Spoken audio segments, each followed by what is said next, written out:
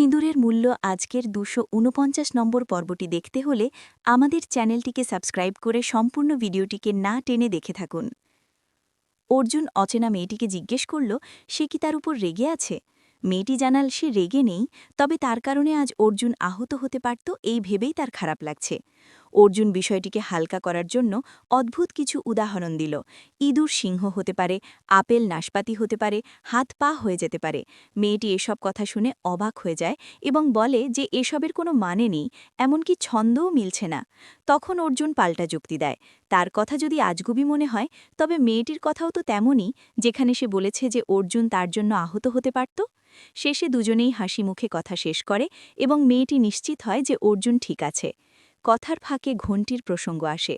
অর্জুন বলে সে নিজেকে সামলাতে পারলেও ঘণ্টি তো মাত্র একটা বাচ্চা, সে নিশ্চয়ই ভয় পেয়ে গেছে। অচেনা মেয়েটি বলে ঘণ্টি যদি অর্জুনের জায়গায় থাকত তবে সে হয়তো নিজেকে বাঁচাতে পারত না। মেয়েটি স্বীকার করে যে সে ঘণ্টিকে খুব পছন্দ করে এবং অর্জুনকেও তাকে সুযোগ দিতে বলে। সে কল্পনা করে একদিন তারা সবাই বন্ধু হবে, একসাথে খেলবে, আইসক্রিম খাবে এবং আনন্দ করবে।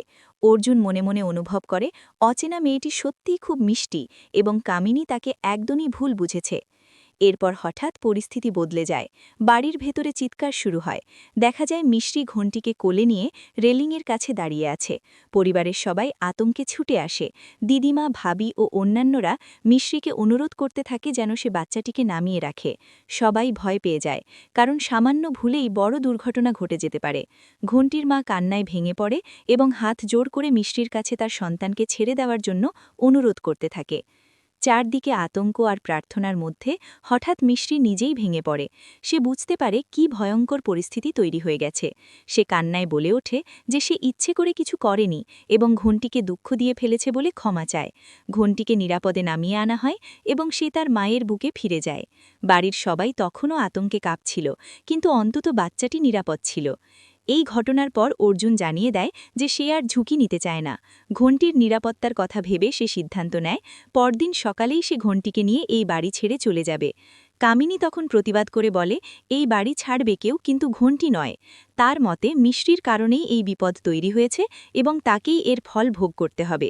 দিদিমা কঠোর কণ্ঠ ঘোষণা করেন মিষ্টিকে জেলে যেতে হবে, কারণ সে একটি গুরুতর অপরাধ করতে যাচ্ছিল। সবাই যখন মিষ্টিকে প্রশ্ন করতে শুরু করে তখন সে কাঁপা গলায় নিজের কথা বলতে চায়।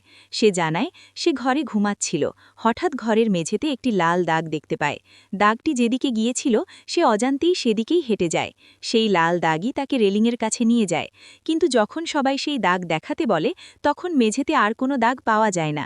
এতে সবার সন্দেহ আরও বেড়ে যায়।